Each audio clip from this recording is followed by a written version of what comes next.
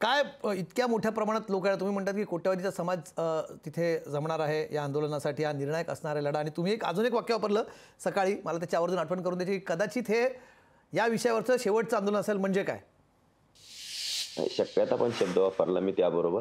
हो की मुंबईला काय येऊ नये आम्ही, आता करोडोच्या संख्येने येणार आहेत आम्ही, आणि घरी बसून तरी काय करावं, घरी बसून तरी काय करावं, आमच्या पोरांचं वाटोळंच व्हायला लागलं तर घरी बसून तरी काय करावं, असं मराठा समाजाच्या डोक्यात पक्क मत आहे की याच लढाईत आपल्याला आरक्षण मिळणार आहे. वर्षानुवर्षे लढत बसण्यापेक्षा, हमेशा हमेशा आंदोलन करत बसण्यापेक्षा एकदाच ताकदीचं संपूर्ण आंदोलन होऊ द्यायचं. आता ते बंद नाही करायचं. जसं की आम्ही 29 ऑगस्टलाही सुरू केलं, कायमस्वरूपी सुरू ठेवलंय, हे बंद नाही केलं आणि बंद करायचं पण नाही आम्हाला आता आरक्षण मिळायचं. आमचा पहिल्यापासूनचा शब्दच आरक्षण मिळेपर्यंत हे आंदोलन बंद नाही करायचं. म्हणजे आम्ही पक्क ठरवून येत मराठा समाज, आता घेतल्याशिवाय हटायचं नाही, लढतच राहायचं, आणि तेच करतोय आम्ही. आता करोडोची संख्येने येणार म्हणजे काय, घरी बसून काय करा, घरी बसलं तरी पोरांचं वाटोळं झालंय, शिकविले तरी पोरांचं वाटोळं झालंय, पैसा घातला कर्ज झाले तरी वाटोळं झालं.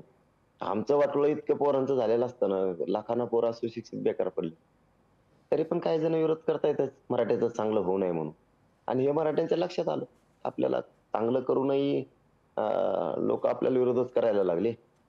त्यांचे कोण बोललं तरी विरोध करायला लागले, नाही बोललं तरी विरोध करायला लागले. त्यापेक्षा आपल्या पोरासाठी लढा आपण आता. म्हणून करोडोच्या संख्येनं मराठी येणार, घर सोडणार आहेत मराठी यावेळी 100%.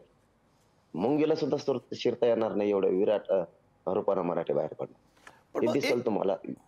पण एक असं नाही का मनोज भाऊ की लोक तिथे येतील एवढ्या मोठ्या प्रमाणात, इतक्या मोठ्या प्रमाणात समाज सगळ्याच गोष्टी आहेत त्यांच्या, तुमच्या तिथे नित्याचा तिथे राहणं आहे, तिथे अनेकांची व्यवस्था तिथे आहे, गैरसोय होऊ शकते कार्यकर्त्यांची, कार्यकर्ता तिथे येणार आहे मोठ्या प्रमाणात. किंवा दुसरी जी शक्यता तुम्ही म्हणतात आता मुंगी शिरायला जागा राहणार नाही, इतके लोक इथे जमणार आहेत, पण मग अशा वेळेस कायदा सुव्यवस्था या सगळ्या गोष्टींची चिंता अनेकांना या क्षणी पडलेली आहे. कायदा सुव्यवस्थेला काय बाधा नाही येणार आमच्या, आम्ही पालन करू त्यांचं संरक्षणाची जी जबाबदारी ती आम्ही सुद्धा पार पाडू.